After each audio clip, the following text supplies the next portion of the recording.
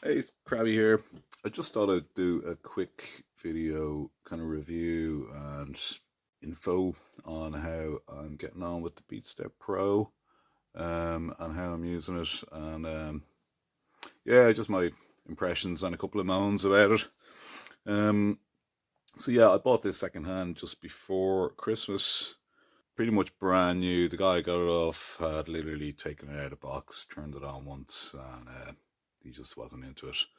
So yeah, got it pretty much brand new, with all the bits, accessories, and so on, for a good price. So yeah, just thought I'd take a chance on a relatively new piece of kit because most of the kit I use tends to be a bit on the older side. So I like the layout of the pads and the step buttons, and the knobs. The knobs are nice. They kind of have a nice solid feel to them, and they're indented as well, which is nice, I think. And yeah, velocity sensitive pads. Yeah, they're nice. I'm used to the MPC pads, which are probably a bit more springy, a bit more rubbery. Um, but these are okay. They're obviously different price range, but they're fine. The step buttons have that Korg Electribe kind of feel to them. Um, Everything else is kind of fairly standard. The transport buttons are good, nice and clear, easily accessible. I'm not mad on the pattern controls, or sorry, the sequencer track controls. I find them a bit small for my fatty, stubby digits. Yeah, kind of find it quite easy to hit the wrong button, which is kind of a drag, especially for moving through, for cycling through patterns. I'm not mad on these here. I much prefer on the, and there's not much of a difference in it, but on the MMT8, you've got your plus and minus, and they're nicely set apart, and also there's nothing really adjoining them. So I love this thing for live, and especially in a gig environment where light mightn't be great. Um, yeah, I've never had any kind of, made any mistakes or anything. Well, sure, I've made plenty of mistakes, but as in, screwing up and pressing the numerical pads or anything by accident. So yeah, I'd be nervous about using this in a live setting, the Beatstep. And also, another big reason I wouldn't use it is the connections at the back. That this USB connection is so delicate, and this clown MIDI as well. I hate this, it's fucking nonsense. And I did measure the depth of the unit, and you would actually fit a full size MIDI socket there. Now, I don't know if there's space on the inside, but anyway, just saying. So yeah, for that reason alone, I wouldn't use this live. I just wouldn't trust. I wouldn't trust these. They'd get busted really quick, I think. But yeah, obviously step sequencing is a lot of fun. Making music by just pressing buttons. It's kind of what it's all about for me. And it's nice to be able to program breakbeats in on the step sequencer. Did find the gating a little bit tedious, the way you have to dial in. Now, I know there's probably not many other ways they could do it, but basically for each step you put in, you need to define what the gate time on the note is. And because, say, if you're using sixteenths, you basically need to, if you want a half, like an eighth length step or note, you need to tie two of them together. And it's just a bit, yeah, it's a bit fiddly. Not a major moan, but took a bit of getting used to. I'll probably get quicker at it as I go on. I've been messing around with the roller looper function. I don't find them that useful, really. Now, the looper, I've been more using the roll, and yeah, it's not really it's a bit hit and miss, I find. I'd be interested to hear if anyone else gets much use out of it, or if there's a trick to it. Maybe my timing is all over the place, which is quite possible. Now, I would just like to add a caveat here in that I've really only kind of scratched the surface of it, and I only printed off the manual just yesterday, which is 130 pages. There's a lot in the manual. You definitely need to go through the manual, I think, to get the most out of it. Like, I mean, I'm only scratching the surface. There's a lot of functionality I haven't even touched. Stuff like scenes and stuff I don't even know about. But a bit of a moan now I have is there's a lot of shift functions. I counted them. I think there's like 16 or something in the manual. And they only have a cheat, or they only have not a cheat, but they've clear pattern here, which is shift step button 1, which is fine. But like, I don't know why on earth they didn't put more hints underneath the step buttons. Just, yeah, it's just a bit bizarre. Like, I mean, I just think it would have been really nice to have the more, all the commonly used ones, just printed there, because otherwise I'm just running back to the manual, having to look it up. I'm sure, like, I mean, I will remember them eventually, probably in about a year. But yeah, like, there's all this clear space here. Why not just put them there? Yeah, that's a bit of a moan. Another thing I have found is now I'm using it a lot as a programmer for the MMT8, because trying to step program breakbeats and just regular drum patterns into the MMT8 is basically impossible on the unit on its own. So this is nice in that I can just step program my breakbeats or drum patterns, and then record them into the MMT8. Now, what I have found is that when I record MIDI into the MMT8, it's recording spurious messages. It's recording controller messages that haven't been programmed on the Beatstep. So I guess just the MIDI output on it is a little bit dirty, or a bit corrupted or whatever. And I do wonder, has that got to do with this mini jack nonsense? I don't know. Again, if anyone has any technical insight there or anything like that, it'd be interesting to hear in the comments. But basically it means, besides from having to slightly quantize everything once it's recorded into the MMT8, I also have to individually delete those MIDI events, these spurious controller messages, which is kind of a drag. Yeah, so I just want to demonstrate that kind of weird, spurious messages phenomenon when recording from the Beatstep into the MMT8. So sorry for the wobbly camera work here. I'm holding it with one hand. Anyways, so we've got the drums on channel 1. So I am going to record just the hats, say, onto channel 3. Now let's go for channel 1. So set channel 4 to receive channel 1. And just make sure to click. God, see my small stubby fingers, barely got any reach. So countdown is to 0, which is what I want. Okay, so just arm that track. So solid means track 4 is ready for recording. So let's hit play.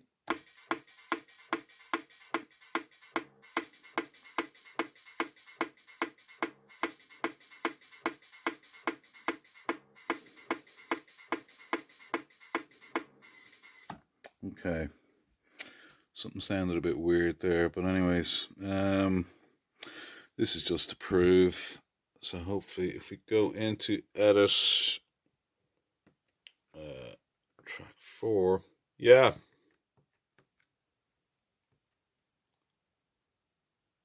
that's weird because there's not even 638 steps in this pattern. So anyway, look.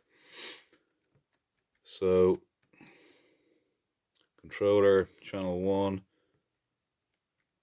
Ooh. I've got a funny feeling the MMT8 is going to spaz out, which it does periodically. And it loses all the data on it, which is kind of a drag, but it's fine once it kind of booted up again. I guess one of the chips might be going bad, but anyway, yeah, that's weird. So basically I need to erase those one by one to tidy up the stuff that I recorded in. I'll obviously need to quantize the actual hi-hat notes as well. Yeah.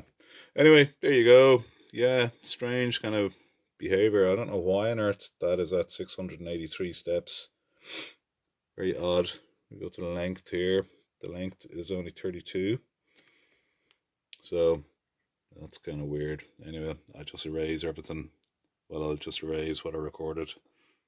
A major moan I have with the unit is that an awful lot of the setting up functionality and just fairly, like, it's a MIDI controller ultimately. Well, it's a MIDI controller and sequencer bundled into one. So a lot of the setting up of the unit is only accessible through the MIDI Control Center software, which you have to download from Arturia, which is a bit of a drag as well. Actually, you have to set up an account and all this nonsense.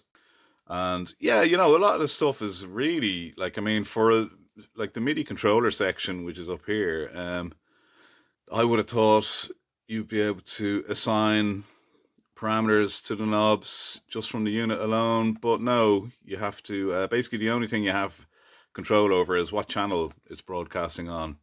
Otherwise, if you want to change what the CC numbers are for the controllers, you have to plug it into the computer via the MIDI control center and do all the setup there, which is a pain in the ass because, like, I mean, I'm using it in a live rig here and the computer is elsewhere, so it means I have to plug it out, take it away, you know, do a bit of planning around, oh, well, what do I want to, you know, what controllers am I going to be using most, and so on. Yeah, I don't know. I just think I have a Behringer BCR 2000, which is probably, in my books, one of the best MIDI controllers, definitely for the price that you could get. They're obviously discontinued a long time now, but that had so much functionality. It was brilliant, and everything was programmable just through the unit, and similar sized LCD screen to this. So, you know, that thing came out, the BCR came out, I don't know, maybe 10, 15 years ago. Yeah, just a real shame they didn't implement that kind of level of accessibility on this unit. Yeah, and just to come back to the manual, another moan of mine, now this is more of a general moan with manufacturers these days, is, you know, out of the box you get these quick start guide, which is, they're fucking nonsense, you know. Like, they really just have a couple of warnings on them, show you how to plug it in, turn it on, and off you go, you know. Like, I mean, with a unit like this, there's an awful lot, like I said, the manual is 130 something pages. There's the manual, and I just think it's really cheeky of manufacturers to be offloading. Like, I mean, I'm not going to be sitting here, like I said, I'm working on a live rig, so I don't have a laptop or a computer out nearby, and I wouldn't, like, I mean, I just want to have the manual in my hands to be able to pick it up when I'm using it and, you know, find what I need, not faffing around and bleeding, you know, reading PDFs. Just a general moan, it's not just Arturia, it's pretty much all manufacturers nowadays. They've just offloaded the cost of printing onto the consumer. And I think, yeah, I just think it's cheeky, you know. Anyway, rant over.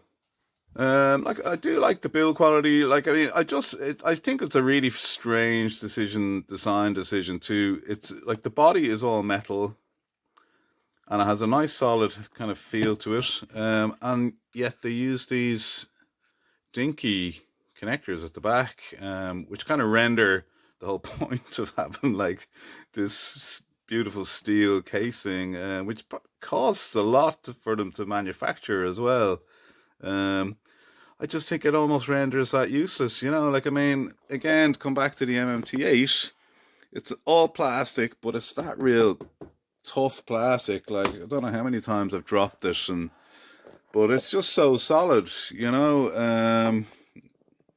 It works, and it was probably, you know, cheap to manufacture, and it's probably a hell of a lot more resistant to dropping than this yoke. Yeah. Anyway, there you go. Just a strange kind of a design choice there, you know. Something else I've found is sometimes it will just spontaneously reboot itself, and that's kind of worrying. I don't know if it's just this unit. It could be I have it plugged into a extender, kind of one of these four-way socket things here. I mean, I don't know, but it just seems a little bit, again, another reason I wouldn't gig it. It just seems a bit touchy at the power supply. And actually, on that point, I absolutely despise the, sorry, I'll bring it up.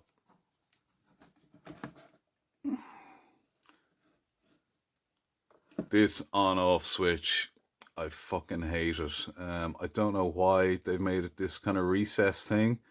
It's an absolute just, it just really annoys me. It's real fiddly to get at it, especially if you've got not much in the way of fingernails like me. I just don't know why. Like I mean, a simple push button like on the MMT8 would have done perfectly.